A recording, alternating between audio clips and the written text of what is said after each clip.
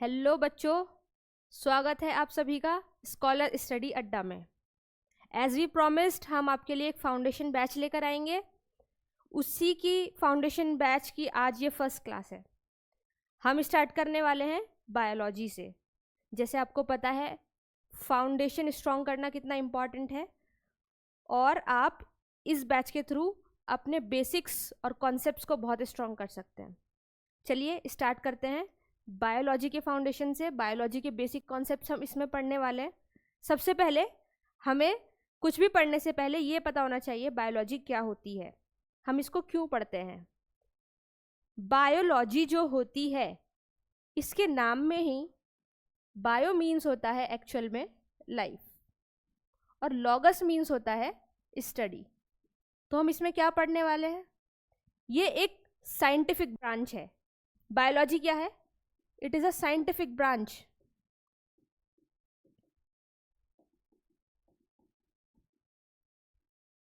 ये एक scientific branch है जिसमें हम स्टडी करेंगे लाइफ के बारे में। किसकी लाइफ?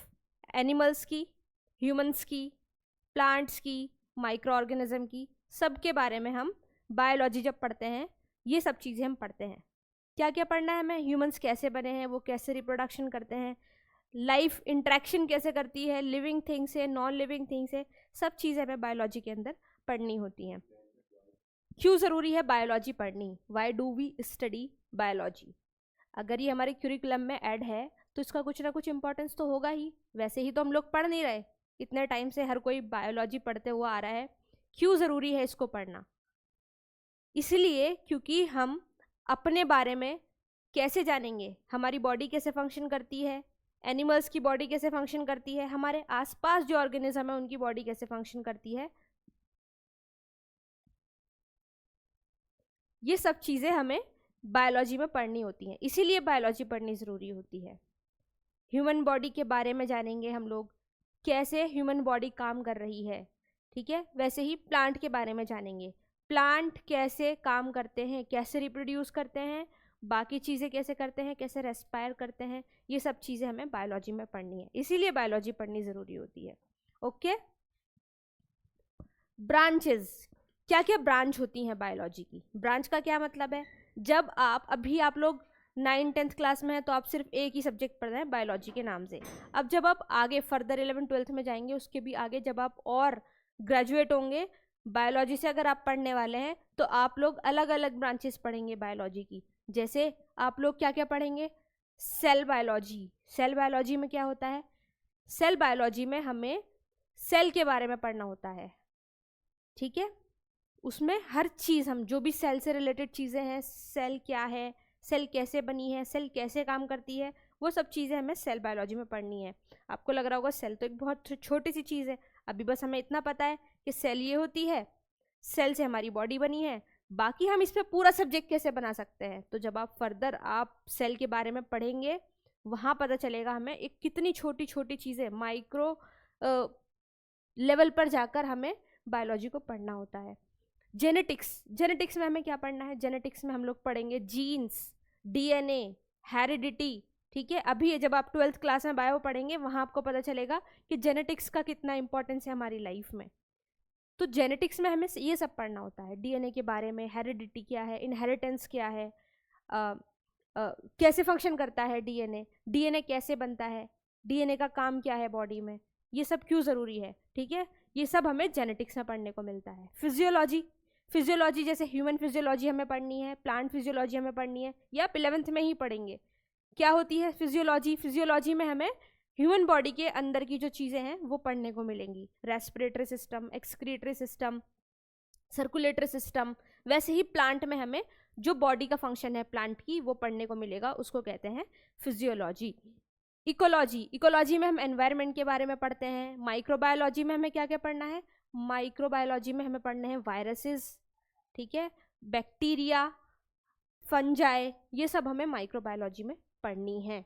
बायोकेमिस्ट्री में हम क्या पढ़ते हैं? बायोकेमिस्ट्री में हमें पढ़ना होता है हमारी बॉडी में जो केमिकल्स काम कर रहे हैं, जो केमिकल रिएक्शंस हमारी बॉडी में हो रही है, वो सब हम बायोकेमिस्ट्री में पढ़ते हैं। ये सब अलग अलग ब्रांचेस हैं, इनके लिए बहुत माइक्रो लेवल पर हम जाके पढ़ते हैं, जब ये अलग अलग हमें पढ़ाया जाता है। ठीक है, ये सब जब आप 12th करेंगे उसके बाद आप देखेंगे ये हर एक सब्जेक्ट में ग्रेजुएशन करने के लिए अलग अलग वो होती हैं, ग्रेजुएशंस होती हैं, तो कितना कुछ पढ़ना होता है। अभी यहाँ पर सिर्फ हमें नाम से ऐसा लग रहा है इतनी छोटी चीज़ है सेल, लेकिन इस पे पूरी ग्रेजुएशन कर सकते हैं आप। ठीक है, वैसे ही बायोडाइवर्सिटी, डाइवर्सिटी क्या होती है, कितने सारे ऑर्गेनिज्म हमारे अर्थ पर प्रेजेंट हैं, तो ये डाइवर्सिटी ही तो है, अलग अलग टाइप का हर एक ऑर्गेनिज्म है, सब अलग अलग तरीके हैं, अलग अलग तरीके के इंसान हैं, एनिमल्स हैं, तो ये सब एक दूसरे से अलग हैं, इनकी बॉडी अलग तरीके से फंक्शन करती है, यही डाइवर्सिटी होती है। इवोल्यूशनरी बायोलॉजी आप लोग पढ़ेंगे, इवोल्यूशन कैसे हुआ ये सब हम इसके अंडर पढ़ते हैं, है ना। चलिए आगे देखते हैं, और हमें क्या जानना है, और हमें जानना है लाइफ क्या है। सबसे इम्पॉर्टेंट चीज़, जब हम स्टडी करने वाले हैं लाइफ के बारे में, तो हमें पहले यही पता होना चाहिए कि लाइफ क्या होती है, व्हाट इज़ लाइफ। हम कैसे डिसाइड करेंगे कौन सी चीज़ लिविंग है, कौन सी चीज़ नॉन लिविंग है। कुछ इसके क्राइटेरिया होते हैं, जैसे क्या क्राइटेरिया होते हैं, जो लिविंग ऑर्गेनिज्म है वो क्या कर सकते हैं, they can reproduce, they can do growth,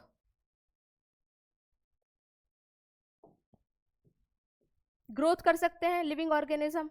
जैसे इंसान है, पहले छोटा होता है, जब उसका बर्थ होता है कितना छोटा सा होता है, टाइम के साथ साथ वो बड़ा होता चला जाता है, वैसे ही एनिमल्स होते हैं, वैसे ही प्लांट्स होते हैं।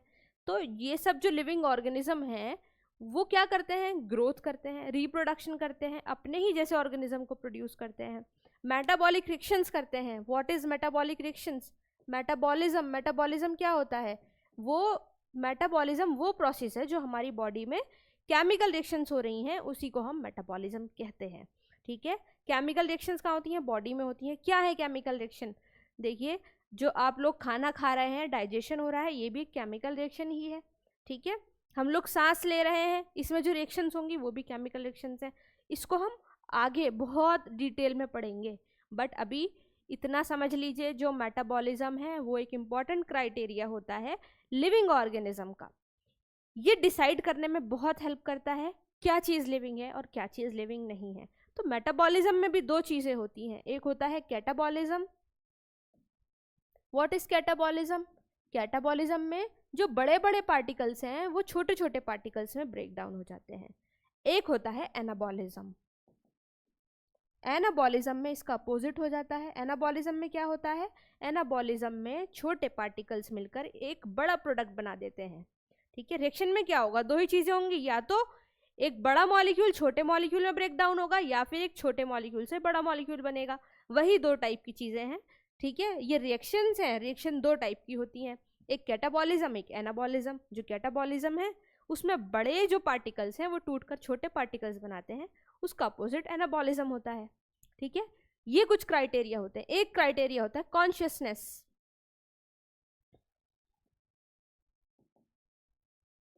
कॉन्शियसनेस क्या होता है, ये एक प्रॉपर्टी होती है लिविंग ऑर्गेनिज्म की जो स्पेसिफिकली ह्यूमंस के पास होती है। कॉन्शियसनेस की प्रॉपर्टी क्या है, कॉन्शियसनेस, कॉन्शियसनेस जैसे गर्मी हो रही है, हमारी बॉडी को पता चल रहा है गर्मी हो रही है, ये हमारी बॉडी कॉन्शियस है। ठंड हो रही है, हमारी बॉडी को पता चलता है ठंड हो रही है। ठीक है, तो हमारी बॉडी एनवायरमेंट के अकॉर्डिंग जो रिएक्ट करती है उसी को कॉन्शियसनेस कहते हैं, और जो कॉन्शियसनेस है वो स्पेसिफिकली ह्यूमंस के पास होता है। ठीक है, ये एक इम्पॉर्टेंट क्राइटेरिया है लिविंग का डिसाइड करने के लिए। तो क्या है लाइफ, लाइफ वही है जो इन सब क्राइटेरिया को कंप्लीट करती हो। ठीक है, रिप्रोडक्शन, मेटाबॉलिज्म, ग्रोथ, कॉन्शियसनेस। ठीक है, ये होती है लाइफ। आगे ऑर्गेनिज्म कौन होते हैं, अभी हम पढ़ने वाले हैं, जब भी हम बायोलॉजी पढ़ेंगे हम देखेंगे ऑर्गेनिज्म ये करते हैं, ऑर्गेनिज्म वो करते हैं, बट ऑर्गेनिज्म है क्या, क्या चीज़ है ऑर्गेनिज्म। ऑर्गेनिज्म होते हैं जो लाइफ को कैरी करते हो, जिसके पास लाइफ है वही ऑर्गेनिज्म है। ठीक है, ऐसे एनीथिंग विच कैरी लाइफ।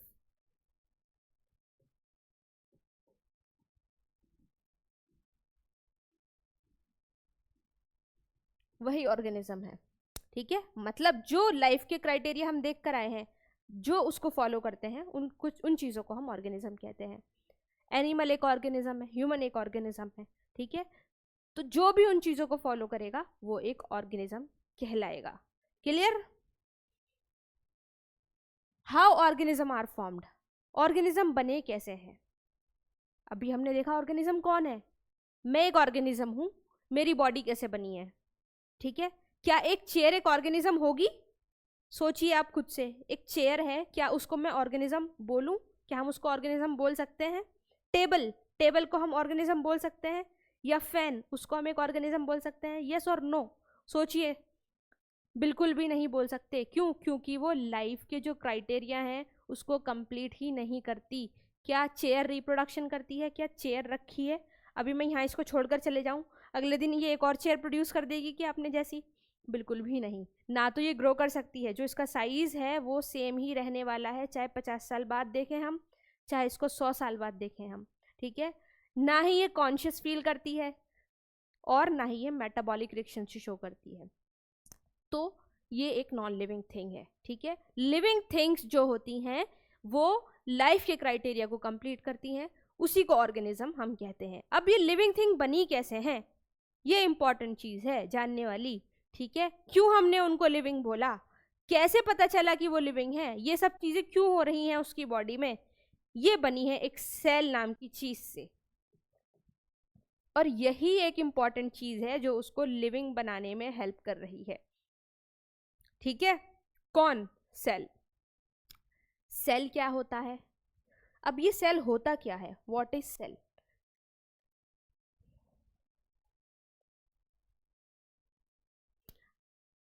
इतना समझ आया कि ये ऑर्गेनिज्म कैसे बने हैं, सेल से बने हैं, ठीक है। अभी हमें ये जानना है सेल क्या होता है, व्हाट इज सेल। उसके पहले हम एक चीज ये देखने वाले हैं, जो ऑर्गेनिज्म है वो कितने टाइप के हो सकते हैं, कैसे हो सकते हैं, ठीक है। ऑर्गेनिज्म 2 टाइप के हो सकते हैं, ये सेल से बने हुए इतना तो मैं पता चल गया है, बट ये होते कितने टाइप के हैं, ये 2 चीजों के बेसिस पे डिवाइड किए जाते हैं, on the basis of their structure. सबसे इंपॉर्टेंट, स्ट्रक्चर के बेसिस पे ये डिवाइड किए जाते हैं। पहला, ऐसे ऑर्गेनिज्म जो यूनिसेल्यूलर है, कैसे है? यूनिसेल्यूलर। दूसरा, ऐसे ऑर्गेनिज्म जो मल्टी सेल्यूलर है। इसका क्या मतलब है? यूनिसेल्यूलर ऑर्गेनिज्म एक सेल से बना हुआ है, क्या? They are made up of single cell.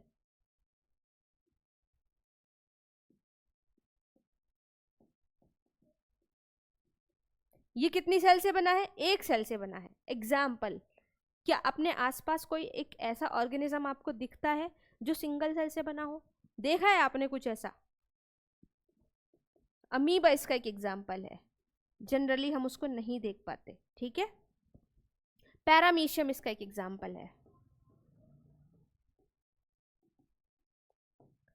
और भी बहुत सारे एग्जाम्पल हैं, ठीक है, जो सिंगल सेल से बने होते हैं। तो ये सिंगल सेल से बने हैं, तो क्या हम इसको लिविंग बोल सकते हैं? ऐसा ऑर्गेनिज्म जो एक सेल से बना है, क्या वो लिविंग है? क्यों? अगर है तो क्यों है, क्यों वो लिविंग है अगर वो सेल से बना है? अभी हमने पीछे क्या देखा था, कोई भी ऐसी चीज जो वो सारे क्राइटेरिया को पूरी करती हो उसको हम लिविंग बोलेंगे। तो यस, एक सेल भी वो सारे क्राइटेरिया को पूरा कर सकती है जो हम पीछे देख कर आए हैं। वो मेटाबॉलिज्म कर सकती है, रिप्रोडक्शन कर सकती है, ग्रोथ कर सकती है, और कॉन्शियस भी हो सकती है। तो ये जो सिंगल सेल है ये सारे क्राइटेरिया को पूरी करती है, इसीलिए सिंगल सेल्ड ऑर्गेनिज्म भी लिविंग कहलाते हैं। Unicellular organism are living organism, ठीक है। अब जो यूनिसेल्युलर ऑर्गेनिज्म है, एग्जाम्पल अमीबा है, ये फर्दर डिवाइड होकर अपने ही जैसे ऑर्गेनिज्म को प्रोड्यूस करते हैं, तो ये रिप्रोडक्शन भी करते हैं। क्लियर? अब जो मल्टी सेल्यूलर ऑर्गेनिज्म है, इसका क्या मतलब है? इनका मतलब होता है they are made up of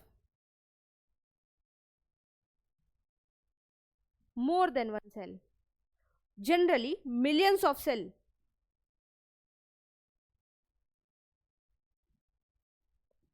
generally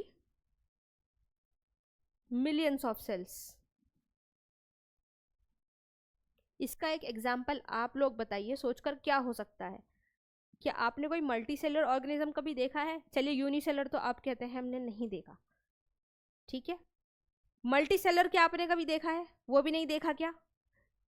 बताइए, सोचिए, अपने आप को देखिए, आप मल्टी सेलर ऑर्गेनिज्म हैं, ठीक है। कौन है इसके एग्जाम्पल? ह्यूमंस, एनिमल्स, प्लांट्स, ये सब मल्टी सेल्यूलर हैं, ये सब एक से ज़्यादा सेल से बने हुए हैं, ठीक है। तो ऐसे ऑर्गेनिज्म जिनके पास सिंगल सेल्ड है वो भी लिविंग है, ऐसे ऑर्गेनिज्म जिनके पास बहुत सारी सेल्स हैं वो भी लिविंग है। दूसरी बात क्या है, जो ऑर्गेनिज्म है उनको हम एनर्जी के बेसिस पे भी डिवाइड करते हैं। एनर्जी के बेसिस पर हम उनको कैसे डिवाइड करते हैं, ये चीज़ हम अभी थोड़ी देर में देखेंगे। इससे पहले हम कुछ समझना चाहते हैं। क्या समझना चाहते हैं? हमने ये तो देख लिया कि सिंगल सेल से बने हैं, बहुत सारी सेल से बने हैं, बट सेल है क्या, ये तो हम जानते ही नहीं है। सेल है क्या? हम बस ये पढ़ रहे हैं कि सेल से बने हुए हैं। सेल है क्या एक्चुअल में? What is cell? सेल है एक basic unit of living organism, basic unit which is structural and functional unit. Structural, functional unit, इसका क्या मतलब है?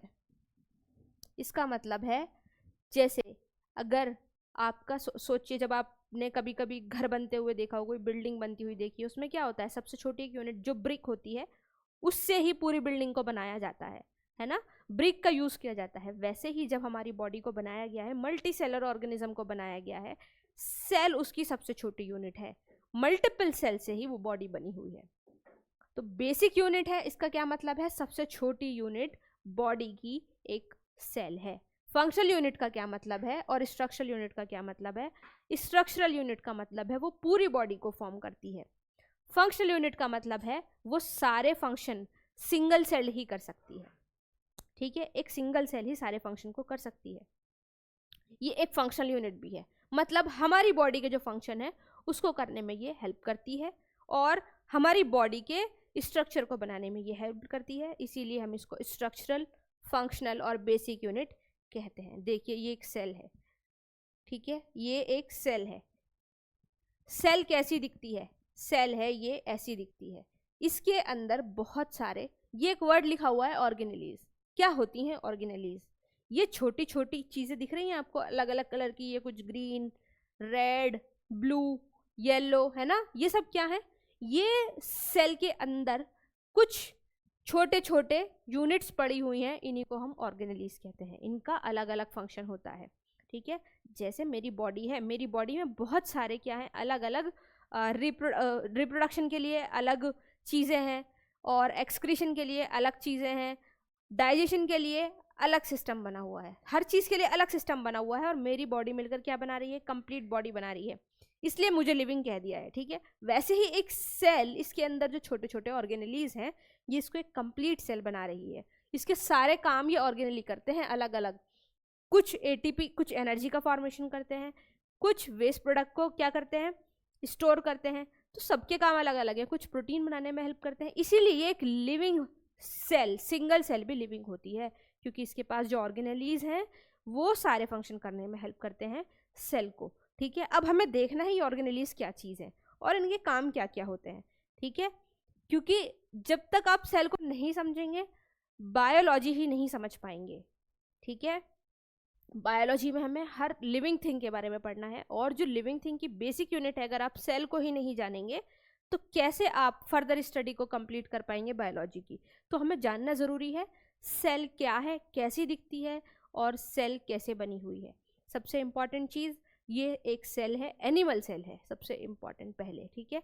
जो प्लांट की सेल होती है वो थोड़ी अलग होती है एनिमल की सेल से, तो ये चीज़ आप लोगों को पता होनी चाहिए। क्या पता होनी चाहिए?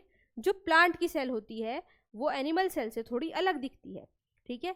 अभी हम देखेंगे डिफरेंस क्या होता है, बट उससे पहले हमें ये जानना ज़रूरी है कि सेल दिखती कैसी है। सेल दिखती है, ये एक सेल है, ये आउटर मेम्ब्रेन इसकी क्या है? ये सेल की मेम्ब्रेन है। सेल के बाहर एक मेम्ब्रेन होती है जिसको सेल मेम्ब्रेन कहा जाता है, ठीक है। It is a cell membrane. क्या है ये एक सेल मेम्ब्रेन है। चलिए, सेल मेम्ब्रेन के अंदर ऑर्गेनेलीज दिख रहे हैं, आपने समझ लिया ऑर्गेनेलीज क्या होते हैं। अब ये होते क्या क्या हैं, इनके नाम हमें कैसे जानने हैं? सबसे पहले माइटोकॉन्ड्रिया तो मोस्टली सभी जानते हैं क्या होता है ना। माइटोकॉन्ड्रिया क्या होता है, सबको पता है, power house of the cell. Clear? तो ये है क्या, ये एक ऑर्गेनेली है जो सेल के अंदर प्रेजेंट है, माइटोकॉन्ड्रिया। ठीक है, दिख रहा है आपको, देखिए कैसा होता है माइटोकॉन्ड्रिया, ये होता है माइटोकॉन्ड्रिया। कैसा दिखता है ये है माइटोकॉन्ड्रिया। इसके अंदर जो मेम्ब्रेन होती है ये फोल्डेड मेम्ब्रेन होती है कुछ इस टाइप से। ठीक है, ये माइटोकॉन्ड्रिया है, देखिए इधर, ये है माइटोकॉन्ड्रिया। ठीक है, और कुछ इंपॉर्टेंट हमें इसमें से पढ़ना है, अभी सारे नहीं जानने, बस कुछ जो इंपॉर्टेंट है वो आप लोग देखिए। एक वैक्यूल, वैक्यूल क्या होता है, देखिए वैक्यूल कैसा दिखता है, ये रहा वैक्यूल। ठीक है, गोल्जी एपरेटस, ये क्या है, अभी हम इन सब के बारे में कुछ बेसिक नॉलेज गेन करेंगे, कुछ इंपॉर्टेंट पॉइंट्स जिनसे हमें एक अंदाजा हो जाएगा कि इनका क्या फंक्शन होता है। ठीक है, ये है गोल्जी एपरेटस। क्या है ये, गोल्जी एपरेटस। ये कहाँ प्रेजेंट है, गोल्जी एपरेटस, देखिए ये रहा, ये है गोल्जी एपरेटस। दिख रहा है आपको, ये ग्रीन कलर का, ये गोल्जी एपरेटस है। ये क्या है, ये सबसे पहले ये बताइए, ये क्या है, ये है nucleus, control centre of the cell. ठीक है, ये पूरी सेल को कंट्रोल करता है, ये मास्टर होता है सेल का। ठीक है, तो ये क्या है, ये है nucleus. What is this, this is nucleus, this is nucleus. ठीक है, न्यूक्लियस के बाहर ये क्या है, ब्लू कलर का, न्यूक्लियस के बाहर होता है एंडोप्लाज्मिक रेटिकुलम। ठीक है, कितने सारे नाम, कंफ्यूजन हो रही है क्या, हो रही होगी, ऑफ कोर्स पहली बार आप लोग पढ़ रहे हैं, इसीलिए धीरे धीरे सारी चीजें याद हो जाएंगी। ठीक है, तो हमने क्या क्या देखा, जो सेंटर में होता है सबसे पहले वो होता है न्यूक्लियस, न्यूक्लियस के जस्ट बाहर बैठा हुआ है एंडोप्लाज्मिक रेटिकुलम। कौन बैठा हुआ है, एंडोप्लाज्मिक रेटिकुलम। एंडोप्लाज्मिक रेटिकुलम के जस्ट पास में बैठी हुई होती हैं गोल्जी बॉडी, इसको हम गोल्जी एपरेटस भी कहते हैं। ठीक है, ये चीजें याद रखनी है। इसके पास कौन है, न्यूक्लियस के पास है एंडोप्लाज्मिक रेटिकुलम, एंडोप्लाज्मिक रेटिकुलम के बाहर बैठी हैं जस्ट गोल्जी एपरेटस। फिर माइटोकॉन्ड्रिया प्रेजेंट है। ठीक है, और लाइसोसोम क्या है, लाइसोसोम ये रहा, ये ग्रीन कलर की। ठीक है, ये दिख रहा है आपको लाइसोसोम, और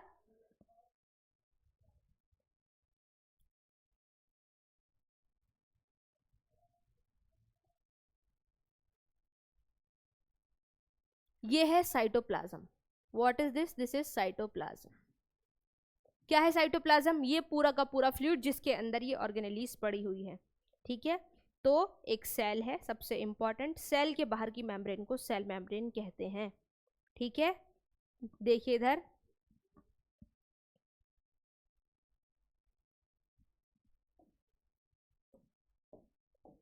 ये है एक सेल।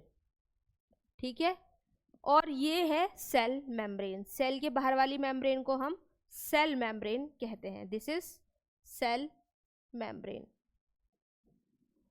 वैसे ही सेल के अंदर ये एक न्यूक्लियस है, न्यूक्लियस की मेम्ब्रेन को कहते हैं न्यूक्लियर मेम्ब्रेन। क्या कहते हैं, न्यूक्लियर मेम्ब्रेन।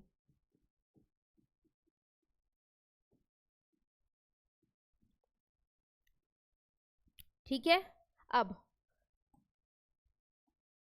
यहां ये एक जेल लाइक स्ट्रक्चर प्रेजेंट है, इसको हम कहते हैं साइटोप्लाज्म। साइटो का मतलब होता है सेल, प्लाज्म का मतलब होता है फ्लूइड लाइक स्ट्रक्चर। ठीक है, तो इसलिए हम इसको साइटोप्लाज्म कहते हैं। क्या कहते हैं हम इसको, साइटोप्लाज्म। जहां भी साइटो वर्ड आएगा उसका मतलब है सेल, साइटो का क्या मतलब है, सेल, और प्लाज्म का मतलब होता है फ्लूइड, तो इसका ये मतलब है साइटोप्लाज्म का, it is a fluid of the cell. ठीक है, न्यूक्लियर मेम्ब्रेन के अंदर प्रेजेंट है न्यूक्लियोप्लाज्म। ठीक है, अभी बताया प्लाज्म का क्या मतलब है, प्लाज्म का मतलब है फ्लूइड और न्यूक्लियो का मतलब है न्यूक्लियस, तो न्यूक्लियस का फ्लूइड कहलाता है न्यूक्लियोप्लाज्म, सेल का फ्लूइड कहलाता है साइटोप्लाज्म, न्यूक्लियस का फ्लूइड कहलाता है न्यूक्लियोप्लाज्म। इसको हम रेड कलर से शो कर देते हैं। ठीक है, ये जो रेड कलर है ये न्यूक्लियोप्लाज्म है। क्लियर, ये साइटोप्लाज्म है, ये न्यूक्लियोप्लाज्म है, ये न्यूक्लियर मेम्ब्रेन है, ये सेल मेम्ब्रेन है। इतना समझ आया। अब इसके अंदर कुछ ऑर्गेनेलीज प्रेजेंट है। जैसे कौन कौन प्रेजेंट है? एक माइटोकॉन्ड्रिया प्रेजेंट है। कौन प्रेजेंट है? माइटोकॉन्ड्रिया प्रेजेंट है। देखिए इधर ये माइटोकॉन्ड्रिया है।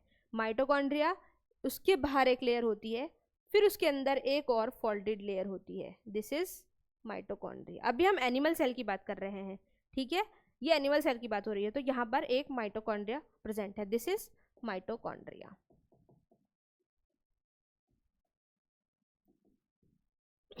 ठीक है, और क्या प्रेजेंट है? यहाँ पर न्यूक्लियस के जस्ट बाहर प्रेजेंट है, यहाँ पर जस्ट बाहर प्रेजेंट है एंडोप्लाज्मिक रेटिकुलम। कौन प्रेजेंट है यहाँ पर?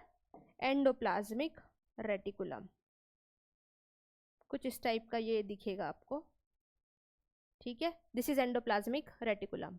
यहाँ पे प्रेजेंट है, ये कुछ इस टाइप का आपको दिखेगा, ठीक है, न्यूक्लियस के आसपास आपको दिखेगा ये है कौन? Endoplasmic reticulum. This is what? This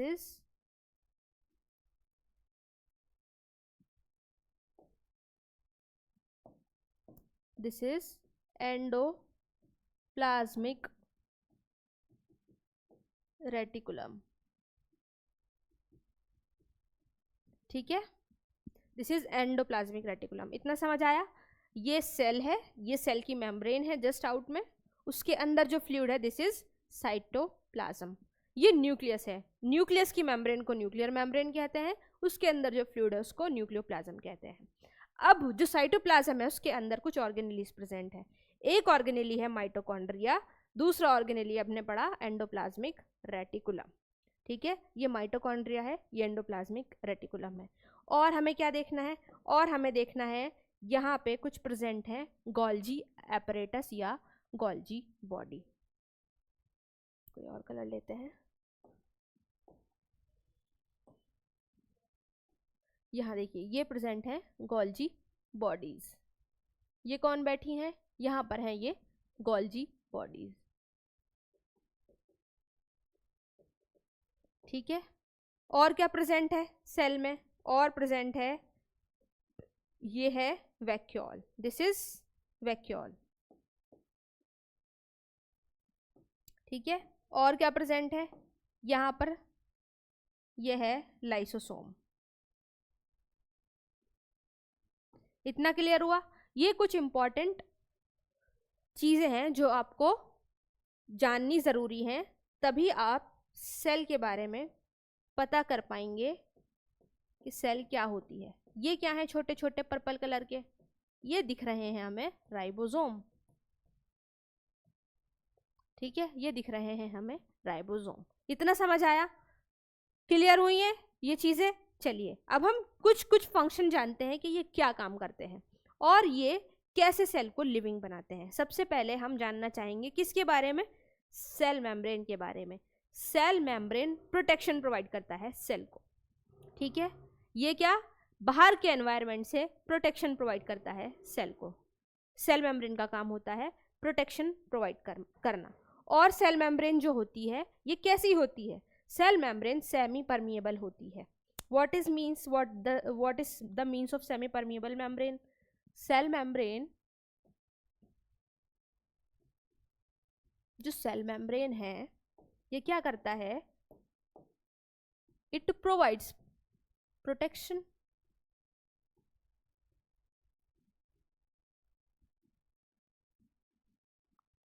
from outer environment, है ना। ये सेमी परमिएबल है, इट इज सेमी परमिएबल। इसका क्या मतलब है?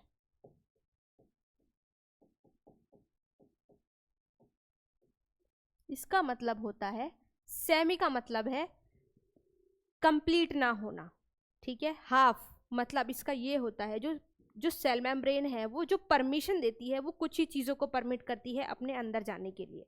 एक तरीके से ये गार्ड कर रही है सेल को, ठीक है। जैसे गार्ड, जब हम कहीं पर जाते हैं तो जो गार्ड बाहर खड़े होते हैं, अगर वो किसी को भी चाहे रोक सकते हैं, जिसको चाहे अंदर भेज सकते हैं, वही उनका काम होता है। वैसे ही सेल मेम्ब्रेन जो होती है वो गार्ड करती है सेल को, ये परमिशन करती है किस मॉलिक्यूल को अंदर भेजना है, किस मॉलिक्यूल को अंदर नहीं भेजना, ये डिसाइड करती है। इसलिए हम इसको सेमी परमिएबल मेम्ब्रेन भी कहते हैं। ठीक है, समझ आया what is the meaning of semi permeable? ये हर चीज को परमिशन अलाउ नहीं करती है। ठीक है, परमिएबल का मतलब ये होता है it is not permeable for everything. जो इसके लिए रिक्वायर्ड चीजें हैं उन्हीं को ये अंदर आना अलाउड करती है, इसलिए इसको सेमी परमिएबल कहा जाता है। ठीक है, तो ये कुछ इंपॉर्टेंट पॉइंट है। अगर आप सेल मेम्ब्रेन को इतना भी जान जाते हैं तो काफी है। ठीक है, उसके बाद साइटोप्लाज्म क्या है, इतना समझ आया? ठीक है, चलिए अब हम देखते हैं व्हाट इज साइटोप्लाज्म। साइटोप्लाज्म अभी हमने देखा था, क्या था साइटोप्लाज्म? क्या बताया था मैंने? Cyto means what is the meaning of cyto? जहां भी हम साइटो का नाम सुनेंगे इसका मतलब है सेल की बात हो रही है, और प्लाज्म मीन होता है fluid. It is a gel like structure present in the cell. क्या काम है इसका? यहीं पर सारी मेटाबॉलिक रिएक्शंस होती हैं। ठीक है, यहां पर क्या होता है? All the metabolic reactions. अभी हमने देखा था मेटाबॉलिक रिएक्शन क्या है ना, अकर्स हियर। जितनी भी रिएक्शंस होती हैं वो सारी साइटोप्लाज्म के अंदर होती है। क्लियर? तो मेटाबॉलिक रिएक्शंस कहाँ पर होती हैं? साइटोप्लाज्म के अंदर। ये एक जेल लाइक फ्लूइड प्रेजेंट होता है सेल में। और क्या हमें जानना है? हमने क्या क्या देखा? अभी हमने सेल मेम्ब्रेन के बारे में पढ़ा, फिर हम साइटोप्लाज्म के बारे में पढ़ चुके हैं। तो हमने जो जो चीज़ें पढ़ ली हैं उसको मार्क कर लेते हैं। एक, हम सेल मेम्ब्रेन पढ़ चुके हैं। ठीक है, दूसरा हम साइटोप्लाज्म पढ़ चुके हैं। अब हमें क्या देखना है? न्यूक्लियस। न्यूक्लियस क्या करता है? ठीक है, और न्यूक्लियस क्या होता है? What is nucleus?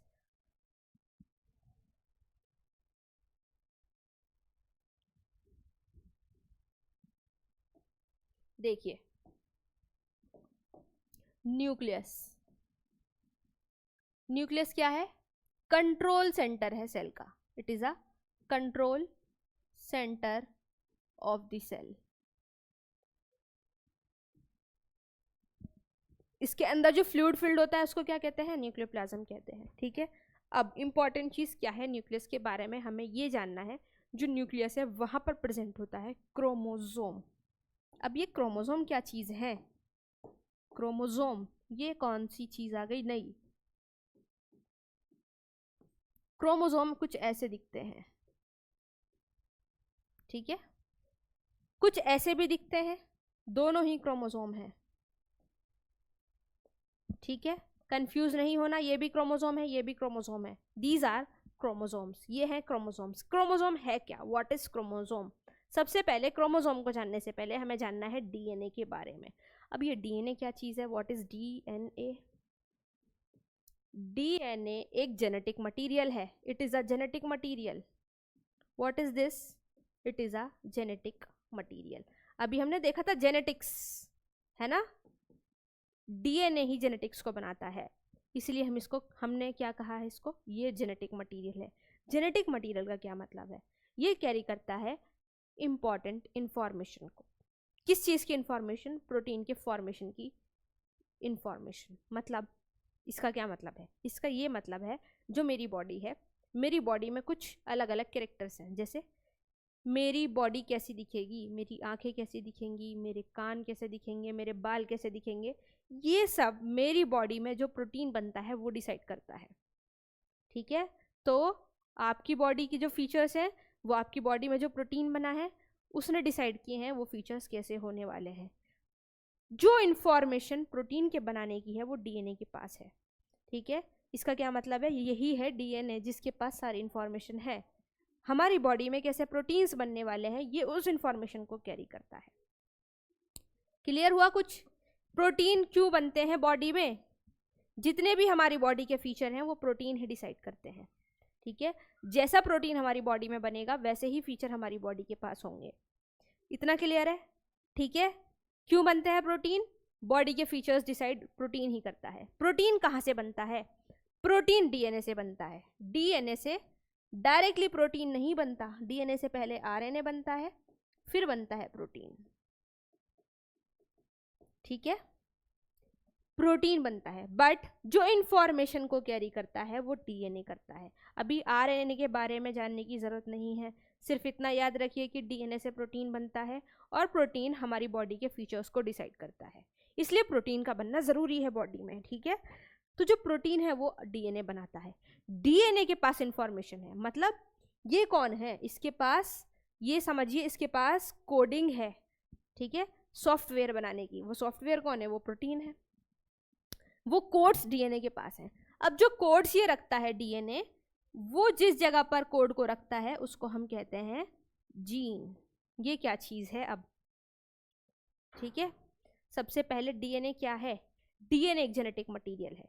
क्यों है वो जेनेटिक मटेरियल, क्योंकि यही हमारी बॉडी में इंफॉर्मेशन को कैरी करता है प्रोटीन को बनाने की, ठीक है। अब वो इंफॉर्मेशन कहाँ है, पूरा के पूरे डीएनए पे इंफॉर्मेशन नहीं लिखी है।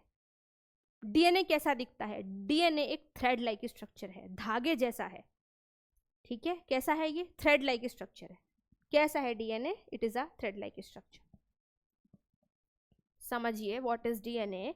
डीएनए न्यूक्लियस के अंदर प्रेजेंट है। अभी हमने देखा न्यूक्लियस कहाँ है, सेल के बीचों बीच है ना। सबसे इंपॉर्टेंट चीज हमने ये देखी, सबसे पहले न्यूक्लियस कहाँ पर है, देखिए ये था न्यूक्लियस, ये न्यूक्लियस है, दिख रहा है आपको, ये न्यूक्लियस है। न्यूक्लियस के बीच में क्रोमोसोम, सॉरी क्रोमोसोम नहीं बोलते हैं, डीएनए प्रेजेंट है, क्रोमोसोम बाद में बोलेंगे अभी, ठीक है। कौन प्रेजेंट है, डीएनए प्रेजेंट है। न्यूक्लियस के बीच में डीएनए प्रेजेंट है। डीएनए क्या चीज़ है, डीएनए एक धागे जैसा स्ट्रक्चर हमारी बॉडी में प्रेजेंट है। क्यों प्रेजेंट है, क्योंकि यही इंफॉर्मेशन को कैरी करता है हमारी बॉडी में जो फीचर्स आने हैं उसकी। और वो कौन है, प्रोटीन जब बनेगा वो फीचर्स हमारी बॉडी में लेकर आएगा। वो प्रोटीन कौन बनाता है, डीएनए बनाता है। इतना क्लियर है, ठीक है। DNA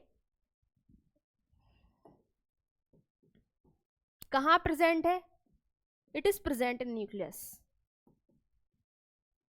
it is present inside the nucleus. कहाँ प्रेजेंट है ये, इनसाइड द न्यूक्लियस ये प्रेजेंट है। What is DNA, DNA is a genetic material, it is a genetic material. Why it is why we are calling it a genetic material, क्योंकि because it carries the information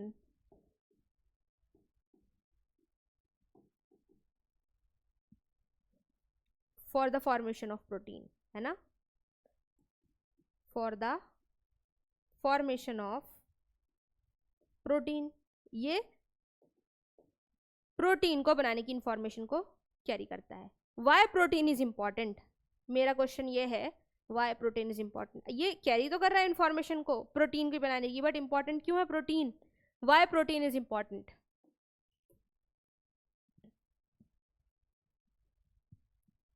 Y protein is important, क्यों है, इसका answer है because. क्यों है important, protein ही क्या करता है, ये एक्सप्रेस कराता है जो भी हमारी बॉडी के फीचर हैं उनको, ठीक है। बिकॉज इसी के पास क्या है, बॉडी के फीचर्स को एक्सप्रेस कराने की एबिलिटी है। It has the ability to express the features in any organism body, ठीक है। चाहे वो एनिमल हो, चाहे वो हम लोग हैं, तो कोई भी ऑर्गेनिज्म है उसकी बॉडी के जो फीचर को एक्सप्रेस कराता है वो प्रोटीन होता है, इसलिए प्रोटीन का बनना ज़रूरी है। अब डीएनए प्रोटीन को कैसे बनाता है, डीएनए प्रोटीन को आरएनए के थ्रू बनाता है। आरएनए को जानने की ज़रूरत नहीं है अभी, सिर्फ इतना याद रखना है कि डीएनए प्रोटीन बनाता है, ठीक है। तो डीएनए प्रोटीन बनाता है, इतना हमें पता है। कैसे बनाता है, कुछ तो होगा ना इसके पास जो ये प्रोटीन बना रहा है, इंफॉर्मेशन है। डीएनए के पास क्या है, इंफॉर्मेशन है, डीएनए के पास इंफॉर्मेशन है। क्या इंफॉर्मेशन है, कुछ कोड्स लिखे हुए हैं, ठीक है। कुछ ऐसे कोड्स लिखे हुए हैं जो सिर्फ बॉडी में डीएनए जानता है, कोई और नहीं जानता, ठीक है। ये क्या है,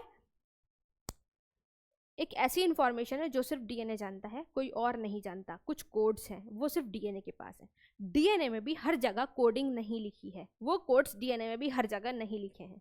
ठीक है, मानिए किताब है, एक बुक है, उसमें कुछ पेजेस खाली हैं और कुछ पेजेस पे इंफॉर्मेशन लिखी हुई है। ठीक है, तो सब जगह इंफॉर्मेशन नहीं लिखी है, कहीं कहीं पर इंफॉर्मेशन लिखी हुई है।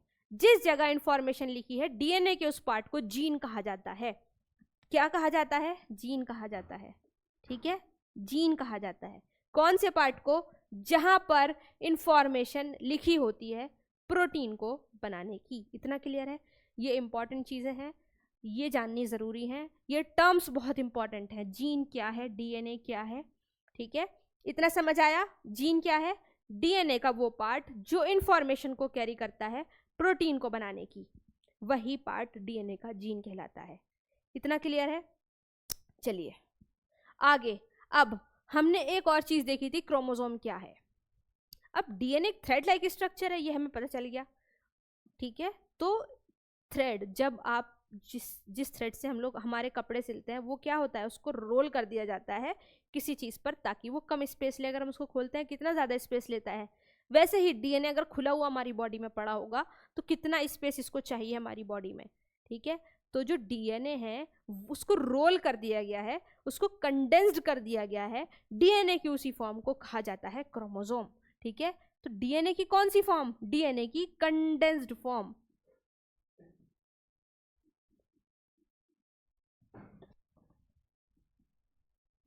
Is called chromosome.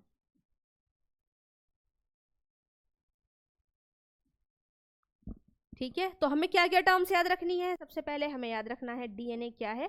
डीएनए एक इंपॉर्टेंट टर्म है। अगर हमें डीएनए पता है तो हम क्या बोलेंगे? हम क्रोमोसोम भी जानते हैं, और डीएनए जानते हैं तो हम जीन भी जानते हैं। और डीएनए होता क्या है? ये एक जेनेटिक मटेरियल है। जो क्रोमोसोम है, ये डीएनए है, यही पास होता है एक जनरेशन से दूसरी जनरेशन में। ठीक है, तो ये कैरी करके लेके जाते हैं इंफॉर्मेशन। जैसे हमारे पेरेंट्स से मुझे कुछ फीचर्स मिले हैं, आपके पेरेंट्स से आपको कुछ फीचर्स मिले हैं। हर एक बच्चे को अपने पेरेंट्स से कुछ फीचर्स मिले हैं। कुछ उसकी मदर के फीचर उसके पास है, कुछ उसकी फादर के फीचर उसके पास है। क्यों? क्योंकि जो हमारे मदर और फादर है उनका डीएनए हमारी बॉडी में आया है। ठीक है, क्लियर? तो यही होता है इनहेरिटेंस। इनहेरिटेंस का यही मतलब है, जो information generation to generation pass होती है वो होता है इनहेरिटेंस। और लेकर कौन जाता है उस जनरेशन, उस इंफॉर्मेशन को? डीएनए ही ट्रांसफर होके आ जाता है हमारी बॉडी में। क्लियर? तो डीएनए पेरेंट्स से बच्चों में पास होता है, आगे वाली जनरेशन में फर्दर पास होता है। डीएनए कैरी करके लेके जाता है इंफॉर्मेशन को, क्योंकि उसके पास इंफॉर्मेशन है। जहां इंफॉर्मेशन लिखी है उस पार्ट को जीन कहा गया है। इंफॉर्मेशन किस चीज की है? प्रोटीन को बनाने की है। क्रोमोसोम क्या होता है? डीएनए को जब कंडेंस कर दिया जाता है उस फॉर्म को क्रोमोसोम कहते हैं। अब इंपॉर्टेंट चीज ये है, जो मेरी बॉडी है, क्या उसमें सिर्फ और सिर्फ, अच्छा कितने, हर एक ह्यूमन बॉडी में 23 पेयर्स ऑफ क्रोमोसोम है। कितने क्रोमोसोम है? 23 पेयर्स ऑफ क्रोमोसोम है।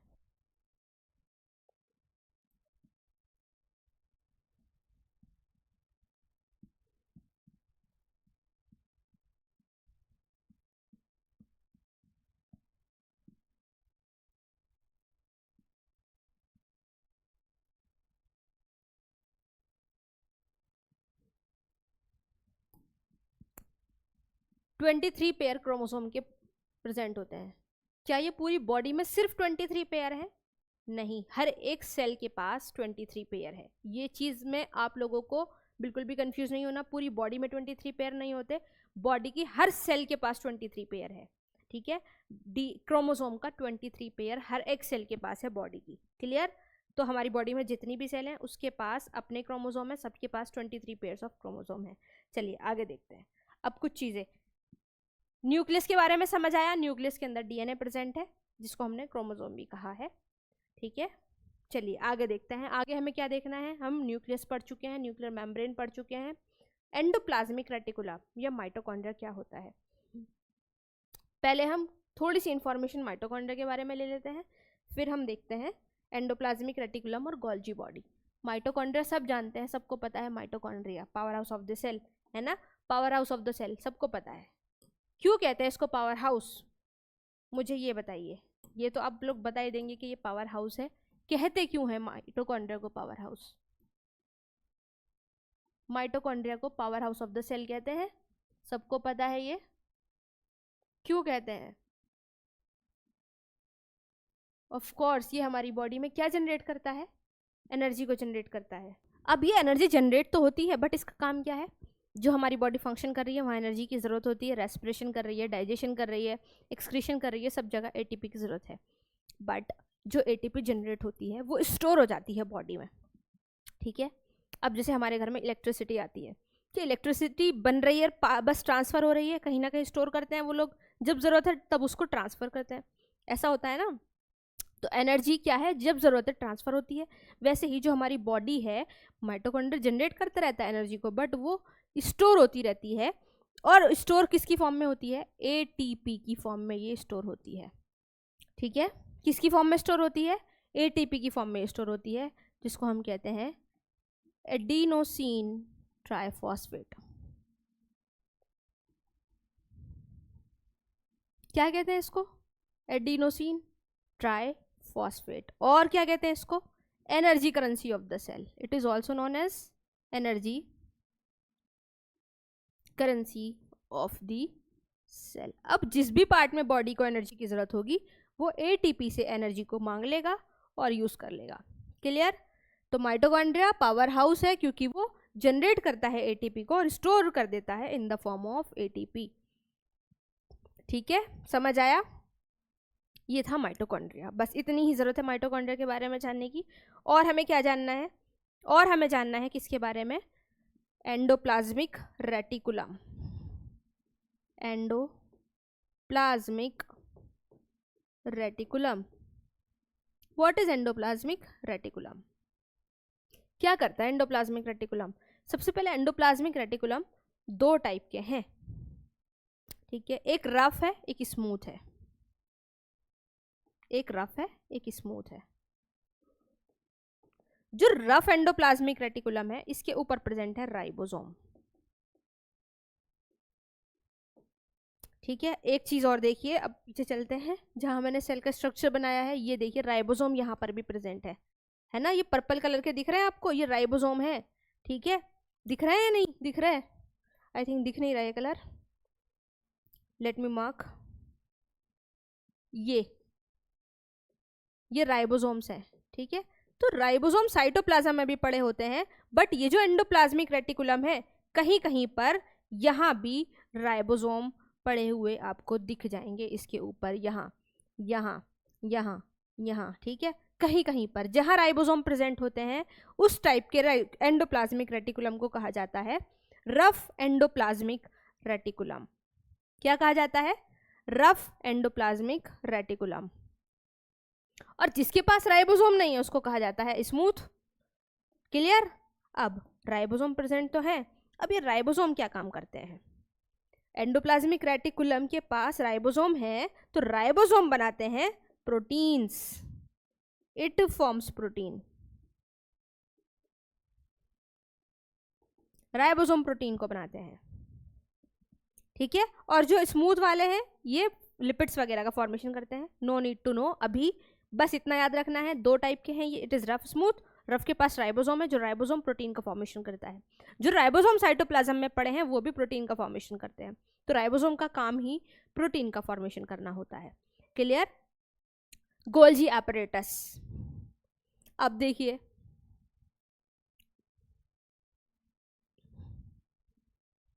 जो एंडोप्लाज्मिक रेटिकुलम है इसी के साथ मिलकर गोल्जी एपरेटस फंक्शन करता है। क्या फंक्शन करता है? जो इसने प्रोटीन को बनाया है, गोल्जी एपरेटस, ये क्या करेगा? जो प्रोटीन इसने बनाए थे, है ना, उसकी पैकेजिंग करेगा। ये जो उसने लिपिड भी बनाए थे, यहाँ पर जो लिपिड्स बनेंगे, ठीक है, पैकेजिंग ऑफ प्रोटीन्स किसने बनाए थे? जो राइबोसोम ने, जो प्रेजेंट थे एंडोप्लाज्मिक रेटिकुलम के ऊपर। तो ये दोनों मिलके काम करते हैं, ये फैक्ट्री है। एंडोप्लाज्मिक रेटिकुलम बना रहा है, ये पैक कर रहा है, ठीक है, in the form of vesicles. Packaging of protein किसकी फॉर्म में? इन the form of vesicles. Vesicles क्या है? अभी पैकेट टाइप स्ट्रक्चर है, ठीक है, जो हमारी सेल के अंदर मिलेगा। तो उसमें क्या प्रेजेंट है? जो प्रोटीन एंडोप्लाज्मिक रेटिकुलम से बन के आ रहा है, जो लिपिड बन के आ रहा है, वो सब पैक हो जाते हैं गोल्जी एपरेटस में। अब पैकिंग हो गई है। फैक्ट्री में क्या होता है, कंपनीज में क्या होता है? फॉर्मेशन होता है, पैकिंग होती है, अब जाएगा मार्केट में, ठीक है। तो ये भी क्या करेगा? फर्दर ट्रांसफर कर देगा जहां पे जरूरत है, सेल के अंदर भी सेल के बाहर भी। गोल्जी एपरेटस पैकिंग करेगा, ट्रांसफर कर देगा जहां भी जरूरत है, ठीक है। तो एंडोप्लाज्मिक रेटिकुलम प्रोटीन बनाता है राइबोसोम की हेल्प से, गोल्जी एपरेटस उसको पैक करके ट्रांसफर कर देता है, चाहे सेल के अंदर चाहे सेल के बाहर। इतना समझ आया? इतना समझ आया आप लोगों को? ये दोनों मिलके काम करते हैं, ठीक है। कुछ और हैं, जैसे लाइसोसोम एक ऑर्गेनेली है, ठीक है। लाइसोसोम देखिए, हमने पीछे देखा था लाइसोसोम भी है इसमें। ये रहा लाइसोसोम, दिख रहा है आपको ये स्काई ब्लू कलर का? इसका क्या काम है? ये भी एक इम्पॉर्टेंट ऑर्गेनेली है, इसलिए हम इसको यहाँ पर पढ़ रहे हैं। क्यों है ये इम्पॉर्टेंट? ये है suicidal bag of the cell. Suicidal bag of the cell. क्यों क्यों को बोला मैंने इसको सुसाइडल बैग? क्योंकि ये सेल को किल कर सकता है। इसके पास इतने एसिडिक नेचर का ये है, जो इसके अंदर प्रेजेंट है एंजाइम्स, जो इसकी बॉडी के अंदर प्रेजेंट है एंजाइम्स, अगर ये फट जाएगा तो ये पूरी सेल को डैमेज कर देगा, सारे के सारे ऑर्गेनेल्स को खा जाएगा, ये इतना पावरफुल है, ठीक है। इसलिए हम इसको सुसाइडल बैग कहते हैं। अभी ये जब तक ये इसके मेम्ब्रेन के अंदर बंद है, फटा नहीं है, तब तक ये किल नहीं कर सकता। बट जब भी इसकी सेल मेम्ब्रेन फट जाएगी तो ये पूरी पूरी डैमेज कर देगा सेल को, ठीक है। This is called lysosome. Vacuole, vacuole का काम इतना इम्पॉर्टेंट नहीं होता एनिमल सेल में जितना इम्पॉर्टेंट प्लांट सेल में होता है। ये प्लांट सेल का 90% बनाता है, 90% ऑफ द प्लांट सेल। और ये क्या करता है? इट कैरीज वाटर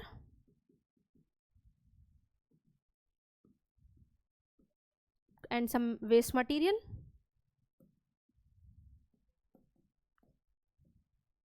और दूसरा it gives shape to the plant cell, ठीक है। और ये उसको प्लांट शेप को सेल शेप देने में भी हेल्प करता है। तो समझ आया आपको क्या क्या हमने पढ़ा? चलिए एक बार सम अप कर लेते हैं सारी चीजें। हमने क्या क्या देखा? सबसे पहले हमने सेल देखी, सेल के ऊपर हमने देखी सेल मेम्ब्रेन। सबसे फर्स्ट हमने पढ़ा था सेल मेम्ब्रेन, है ना। सेल मेम्ब्रेन क्या करता है? प्रोटेक्शन प्रोवाइड करती है, और also known as semi permeable. फिर हमने क्या देखा? साइटोप्लाज्म। साइटोप्लाज्म क्या था? साइटो मीन्स सेल है, प्लाज्म मीन्स फ्लूइड है, तो fluid of the cell is called cytoplasm. Gel like structure है, और मेटाबॉलिक रिएक्शंस यहाँ पर होती हैं, मेटाबॉलिक रिएक्शंस यहाँ पर होती हैं, ठीक है। थर्ड हमने क्या देखा था? न्यूक्लियस हमने देखा था। न्यूक्लियस क्या है? कंट्रोल सेंटर है सेल का, ये पूरी सेल को कंट्रोल करता है। न्यूक्लियस में हमने देखा डीएनए, और हमने देखा क्रोमोसोम। और हमने डीएनए में क्या देखा? डीएनए जेनेटिक मटेरियल है, डीएनए ही क्या करता है? डीएनए जेनेटिक मटेरियल है, और it carries information for the formation of protein. ये क्या करता है? कैरी करता है इंफॉर्मेशन को प्रोटीन के बनाने की। और प्रोटीन क्या करते हैं? हमारी बॉडी में जो फीचर्स हैं वो प्रोटीन की वजह से ही आते हैं, ठीक है। जीन, जीन हमने देखा, जीन देखा हमने। जीन क्या था?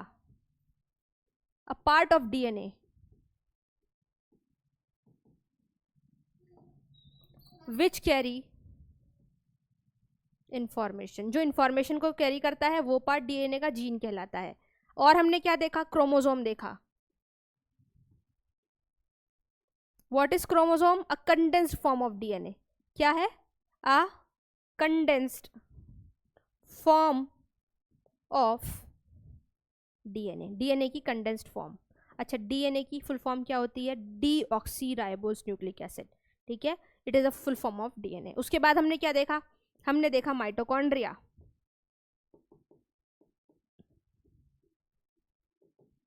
बताइए क्या है mitochondria? Mitochondria power house of the cell.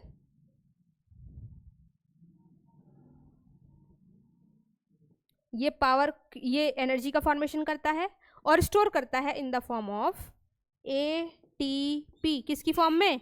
ATP. ATP also known as adenosine triphosphate, also known as energy currency of the cell.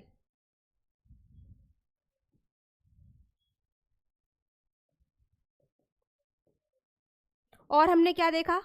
हमने देखा एंडोप्लाज्मिक रेटिकुलम।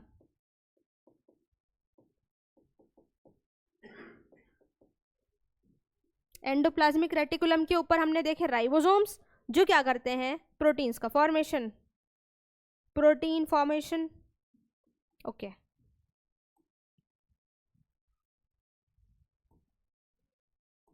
हमने क्या देखा? एंडोप्लाज्मिक रेटिकुलम दो टाइप के हैं, रफ स्मूथ, रफ और स्मूथ।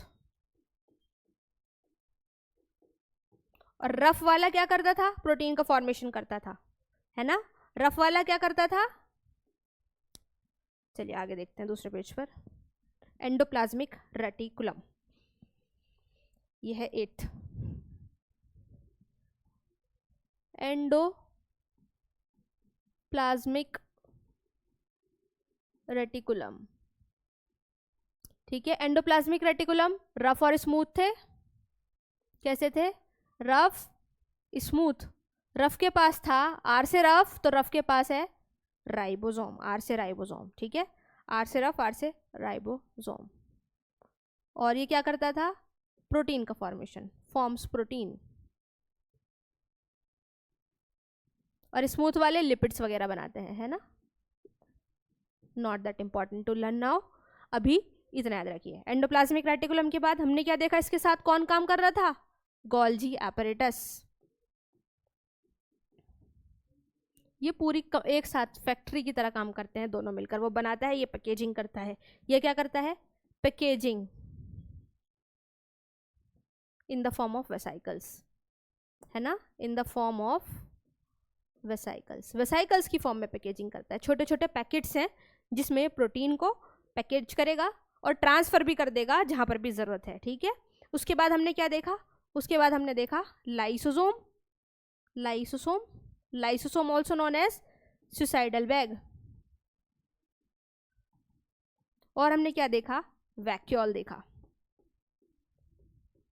वैक्यूल क्या करता है?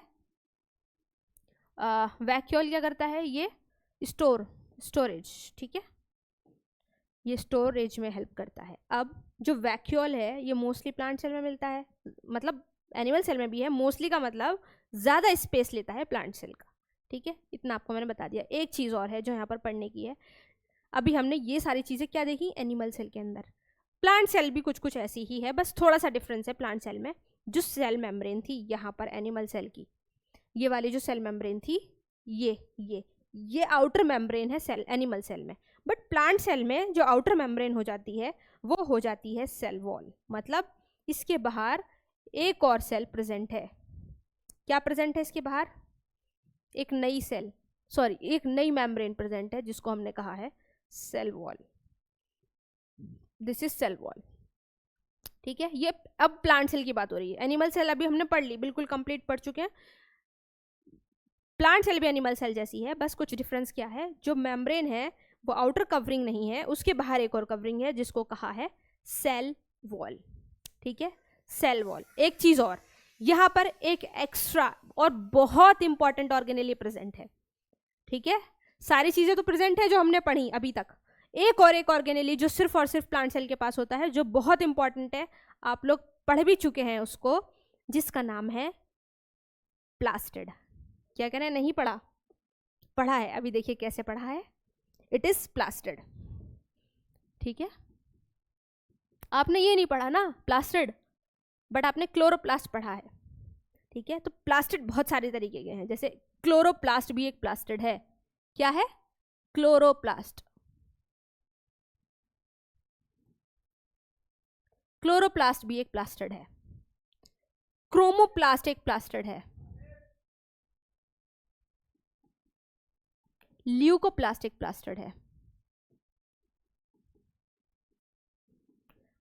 तो जो एक इंपॉर्टेंट ऑर्गेनेली है जो सिर्फ और सिर्फ प्लांट के पास है, is known as plastid. Plastid अलग अलग टाइप के होते हैं, क्लोरोप्लास्ट होता है, क्रोमोप्लास्ट होता है, ल्यूकोप्लास्ट होता है। आपने पढ़ा है क्लोरोफिल। क्लोरोफिल जो है वो क्लोरोप्लास्ट में एक पिगमेंट होता है, क्लोरोफिल। अभी आप फोटोसिंथेसिस पढ़ चुके हैं ना, 7th 8th क्लास में पढ़ लेते हैं फोटोसिंथेसिस के बारे में, वहाँ क्लोरोप्लास्ट और क्लोरोफिल के बारे में बात होती है। तो जो क्लोरोफिल है वो क्लोरोप्लास्ट के अंदर एक पिगमेंट है। प्लास्टिड एक ऑर्गेनेली है, ये अलग अलग टाइप के हैं, जैसे इसको नाम दे दिया क्लोरोप्लास्ट। क्यों? क्योंकि इसके अंदर क्लोरोफिल नाम का पिगमेंट है, जो कैसे कलर का है सब कुछ पता है, सब जानते हैं, पढ़ चुके हैं, ग्रीन कलर का होता है, जिससे जो प्लांट है वो ग्रीन कलर के दिखते हैं। ठीक है, क्रोमोप्लास्ट भी एक प्लास्टिड है। क्रोमो का मतलब होता है कलर, तो ये कलरफुल है, जिससे प्लांट को कलरफुल चीजें जैसे कि फ्लावर्स मिल रहे हैं, पेटल्स अलग कलर के हैं, तो वो कलर यहां से आता है। क्रोमोप्लास्ट के पास कलरफुल पिगमेंट प्रेजेंट है। ठीक है, कलरफुल पिगमेंट्स। और ल्यूकोप्लास्ट लिपिड्स वगैरह को स्टोर करता है। Not that important. You have to just know that there is a organelle present in plant cell which is plastid, only present in plant cell. The plastid animal do not carry a plastid. ठीक है, animal cells do not carry a plastid, only plant cells have plastids. Plastid अलग अलग type के होते हैं, जो आप पढ़ चुके हैं, क्लोरोप्लास्ट नाम का एक प्लास्टिड, उसके अलग कुछ और प्लास्टिड भी हैं, क्रोमोप्लास्ट हैं, ल्यूकोप्लास्ट हैं। जो क्लोरोप्लास्ट नाम का प्लास्टिड है वो ही ग्रीन कलर प्रोवाइड करता है, क्योंकि उसके पास एक पिगमेंट है जो ग्रीन कलर का है, which is known as chlorophyll, है ना। यहीं पे फोटोसिंथेसिस होती है। अभी हम पढ़ेंगे फोटोसिंथेसिस क्या होती है फर्दर क्लासेस में, जैसे जैसे हम आगे बढ़ेंगे। ठीक है, तो जो क्रोमोप्लास्ट है वो कलर पिगमेंट्स को रखता है, जिससे जो प्लांट्स हैं उनको कलरफुल फ्लावर्स मिलते हैं, पेटल्स वगैरह जो फ्लावर के कलरफुल हैं। ठीक है, सब चीज़ें व्हाटएवर जो फ्रूट्स हैं या फिर वेजिटेबल्स हैं। ल्यूकोप्लास्ट में स्टोरेज होता है कुछ चीज़ों का। You should just know that plastid एक ऑर्गेनेली है। क्लियर? बस इतना ही जानना था हमें सेल के बारे में। ये समराइज हो गया है, एक बार आप लोग देख लीजिए। ठीक है,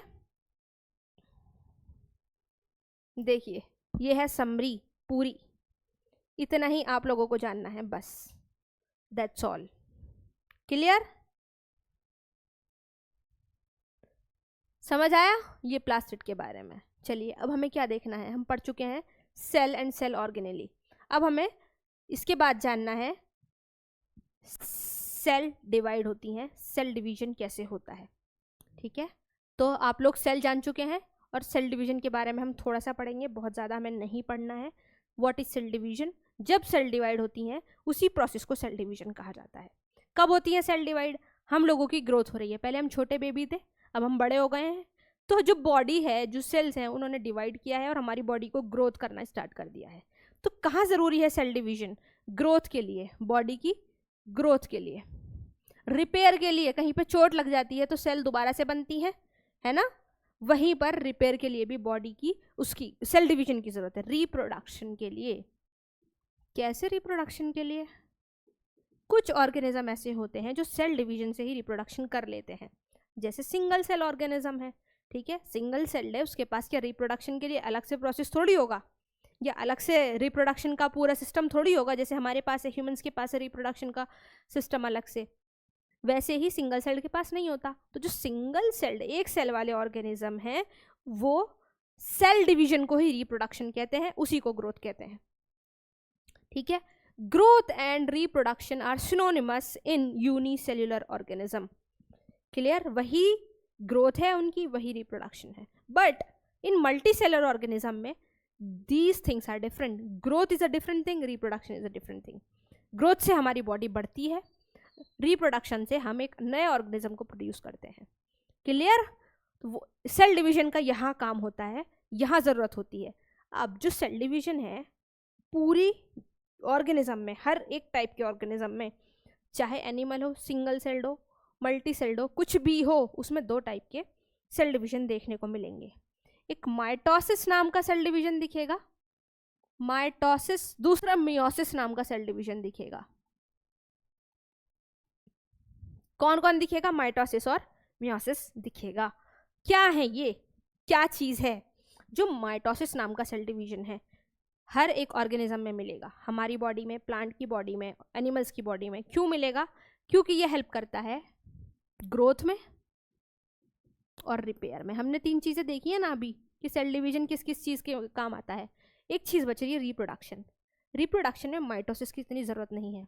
माइटोसिस कहाँ पर होता है? ग्रोथ और रिपेयर में ये हेल्प करता है। कैसे? जो माइटोसिस है इसकी जो सेल होती है ये फर्दर डिवाइड होके 2 सेल में बन जाती है। ठीक है, सेल के अंदर हमने क्या देखा था? क्रोमोसोम होते हैं। कितने होते हैं क्रोमोसोम? 23 पेयर में होते हैं, ये भी हम देख चुके हैं।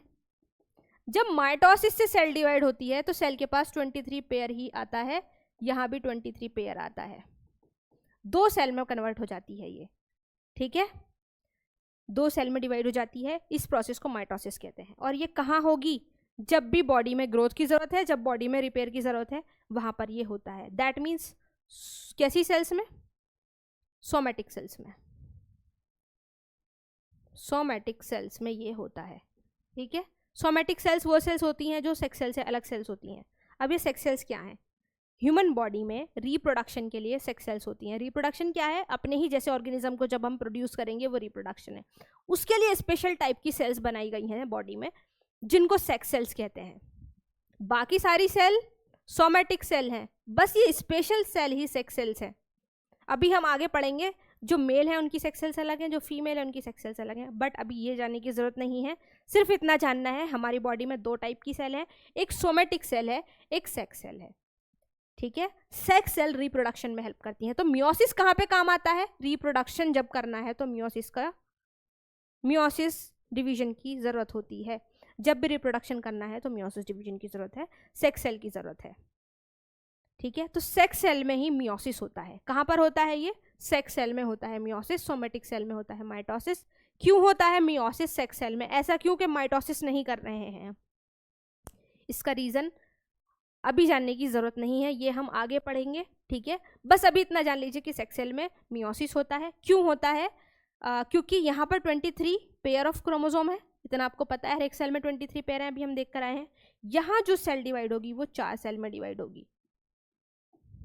कितने सेल में डिवाइड होगी? 4 सेल में। और यहाँ पर 23 पेयर की जगह 23 क्रोमोसोम आएंगे, पेयर नहीं आएगा। मतलब क्रोमोसोम नंबर हाफ हो जाता है। ठीक है, क्लियर? क्यों होता है ये हम कभी और जानेंगे। ठीक है, अभी सिर्फ इतना याद रखिए, जो सेल डिवीजन है 2 टाइप का है, एक माइटोसिस, एक मियोसिस। 2 टाइप की सेल बॉडी में है। सोमैटिक सेल में माइटोसिस डिवीजन होता है, यहाँ पर क्रोमोसोम नंबर सेम रहता है, same chromosome number. But meiosis में क्रोमोसोम नंबर आधा हो जाता है और ये सेक्स सेल्स में होता है। क्लियर? आई होप आपको ये सब कुछ समझ आया हो। ये बहुत इम्पॉर्टेंट चीज़ें हैं बायोलॉजी को स्ट्रॉन्ग करने के लिए। ठीक है, ये बहुत बेसिक चीज़ें हैं, सारी टर्म्स बहुत बेसिक हैं। अभी आपको लग रहा होगा ये शायद बहुत अच्छे लेवल की चीज़ें हैं, नहीं, ऐसा कुछ नहीं है। जब आप अपना सिलेबस पढ़ेंगे 9th-10th का, हर एक टर्म आपको देखने को मिल जाएगी। कुछ भी ऐसा नहीं है जो आपके लेवल से ऊपर जाए। ठीक है, तो ये समझ के मत छोड़ दीजिएगा कि ये सब हमारे काम की चीज़ें नहीं है। हर एक चीज़ 9th के लेवल की है, 10th के लेवल की है। ठीक है, तो अपना बेसिक स्ट्रॉन्ग करने के लिए सब चीज़ें ज़रूर पढ़िए, और ऐसे ही फर्दर वीडियोस के लिए आप हमें फॉलो कर लीजिए, हमारे चैनल को, स्कॉलर स्टडी अड्डा। Thank you so much.